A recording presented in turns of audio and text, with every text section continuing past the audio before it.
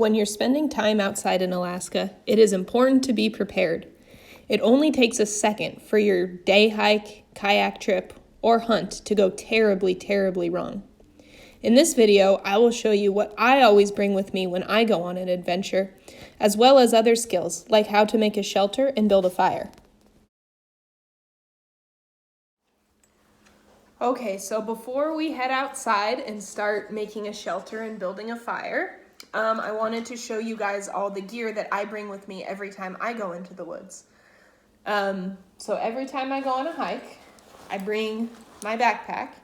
This is a pretty big backpack because you want to be prepared. Like I said, things don't always go as planned. And when that happens, if you're prepared, it's usually not a big deal. So the first thing I have in my backpack is bear spray. My dog likes it. We have a lot of bears in Alaska, so it's always good to be prepared in case you see a bear on the trail. Now I've been hiking and I've seen bears, and I haven't sprayed one with bear spray ever, but if one was aggressive and it was charging me, I have this. So I have my bear spray. Another thing in my backpack that I have that's important is a good first aid kit. So inside this first aid kit, I have things like I have Band-Aids, I have syringes, I have, let's see what's in this little pocket, some tweezers. I have some painkillers, like Advil type things. I have some gauze in case I got a really bad cut. But it's always a good idea to bring a first aid kit with you to have at least the basics. I've never needed my first aid kit for anything serious, but I've definitely fallen and cut myself before and used some antiseptic ointment and some Band-Aids in that. So first aid kit is always a smart thing to carry with you as well. So let me move this so you guys can see. So far we have first aid kit, bear spray. Okay. What else? Oh, basic water bottle. You do not want to run out of water when you are out on an adventure. And even though we live in Alaska and there's lots of water around, it's not always safe to drink it out of a stream or a lake, so you want to bring your own. And if you're going on an overnight, you want to bring a water filter or water purification tablets so that you can drink the water from the stream safely. Okay, so there's my water bottle. What else? I always bring just a basic pocket knife. It's come in handy. You never know what you might need to chop. And I know I have one more thing in here. There it is. Okay. Finally, I have a Ziploc bag that has, well, this one has extra batteries in case I'm going somewhere where I might need a headlamp. I sometimes bring a headlamp, so I have my batteries in my bag in case my batteries die. But I also have a lighter and wax paper in this bag because you never know when you might need to start a fire. If you fall into a lake or a river and you get really cold, starting a fire is a good way to warm up. So you can watch my video later and see how I start a fire with wax paper and with a lighter, which lighters are not hard to use. I like them. I like to keep them in a plastic bag because that way, even if my backpack gets wet, as long as it's zipped up nice, my lighters won't get wet. And the other bonus of wax paper is even if the wax paper is wet, you can just shake it off and it will light just fine, no problem. So those are the things I take with me every time I go into the woods to make sure I'm prepared and make sure I am safe. We will go ahead and we will start showing you the fun stuff on how to build a shelter and how to build a fire in case you ever need to do that someday.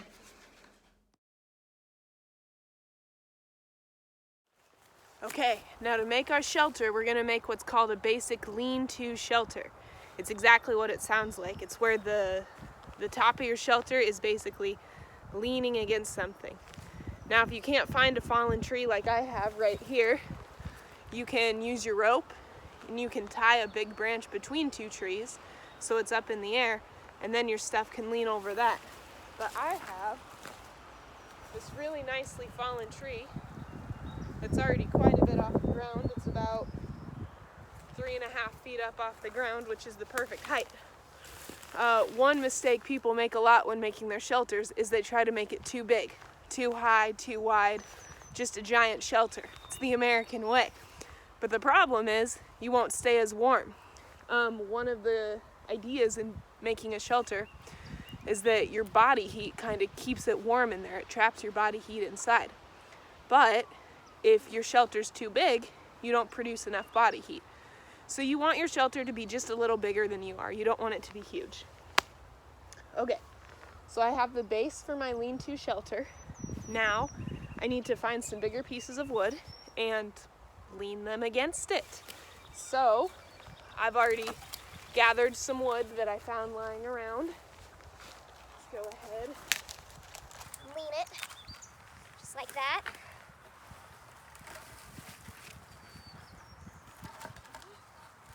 And it's okay if there's spaces between the wood. There should be spaces between the wood because we're going to go back and we're going to add more materials to this later to make it more insulated.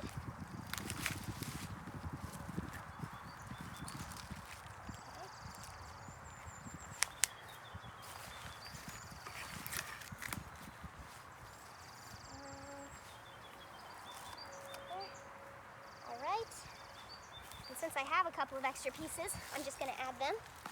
One was a little big, just because. Like that. So obviously my entrance to this shelter would be on the other side. I would crawl in, I'll show you, on the other side.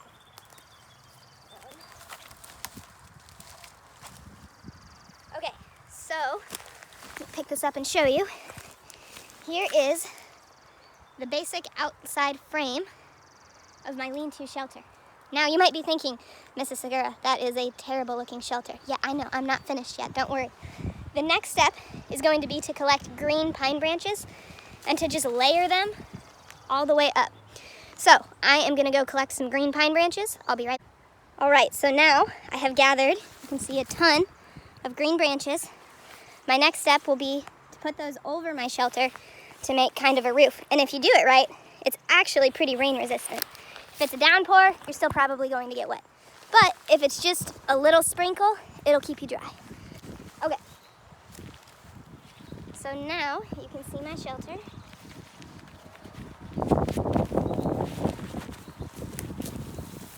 So I just grabbed a few of those. Here's what we need to do. We actually need to start at the bottom to make it rainproof, because if you start at the top, the rain will just go inside the shelter. If you start at the bottom and work your way up, the rain will slide right off. It's the same concept as the shingles on your roof. So you're going to take your green branches. We're just going to start at the bottom, and we're just going to put branches along this thing. If you need to weave them in a little bit, you can weave your branches in as well into the logs. You can have some going horizontal and some going vertical so that they stay better. So I might put on some horizontal ones, some sideways ones, like that. And then when I put my vertical branches on, it'll stay a whole lot better. So we're looking like this.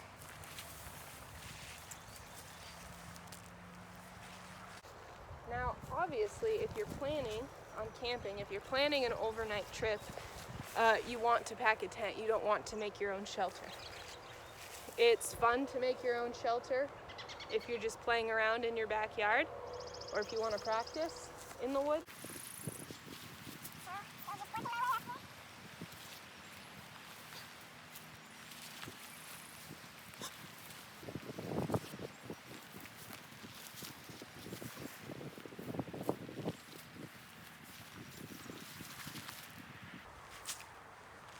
And again, this is a good size shelter for me.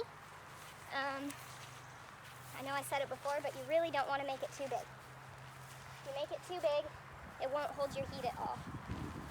And it takes a lot more resources. I'm working hard out here making this shelter. If it was twice as big, I'd be working twice as hard. And if you're in a survival situation, you want to try and conserve your energy. Okay, so that was just about the perfect amount of branches. The sun's kind of in the way. Let's see if I can help you get a better view at this. I'm going to take some pictures so you can see my shelter.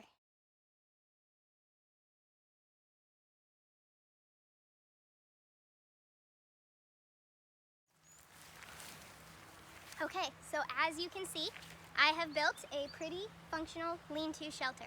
It's a little bigger than I am. I would fit in here to lay down and sleep if I was going to do that. So this is my shelter. It's a good size, good location. Will it last forever? No. Will it, excuse me, will it keep me dry tonight if it starts to rain a little bit? Yeah. Will it keep some wind off me? Yeah. The problem is if a wild animal comes, it doesn't offer much protection. Nothing's probably going to attack me from back here, but I have the front, and actually I'm pretty fortunate on both sides. I have kind of trees protecting me here, and I have the angle of this roof of my shelter leans down so nothing can get me from the side. But something could totally get me from the front of my shelter. So the next thing I'm going to do is I'm going to show you guys how to make a fire, because fire would scare off most wild animals that would be coming. So that is our shelter. Let's learn how to make a fire. Okay, now one of the trickiest things and the biggest mistake people make when they go to start a fire is finding dry wood, because in Alaska a lot of times it's rainy, it's wet, and we don't have dry wood. That's not a problem for me today because it's beautiful, but if it were, you'd want to look for something like these trees. So as you can see, up on top they have big green branches that stick out. That's going to wick away the rain a little bit, and it's going to keep all these branches underneath super dry. So all of these are really good for starting a fire. Once you get your fire going and it gets hot enough, you can use damp wood. I would never use soaking wet wood, but if it's a little wet, it'll still burn. But to get it started, you want to hear that snap, like that. You want to use that dry wood. Okay, so before I light my fire, I just want to say, please make sure you do not try this at home unless a parent is helping you.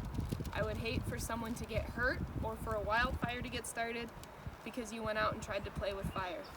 Don't do it unless a parent is helping you. So I will go ahead and get started. Oh, before I do, another thing. A big mistake people make is not having enough wood right nearby when they go to start their fire. If you do that, it will immediately go out. So you want to make sure you have enough wood to get it going a little bit at least. And then if you need to go get more after that, if your fire is burning nicely in a safe amount of flame, you can go do that. So I will light my fire now. What I'm going to do is crumble up my wax paper. I'm going to put that down. And then I'm going to get my smallest, driest branches, and I'm going to just put them on top so that when I light the wax paper, it goes right into the branches. And then I have more small, dry stuff here to throw on top of that when I need to, and even more back there. So I'm going to go ahead and I'm going to light my lighter. There we go, light my wax paper on fire. And that is going up into those branches. Okay. So now that it's in those branches, I'm going to put a few more on. And a few more on. Okay. And this is the nice dry wood that I was able to find underneath the branches. And then I can start adding, these pieces are a little bit bigger. I can start adding these if I want to. And that is how you get a nice fire going.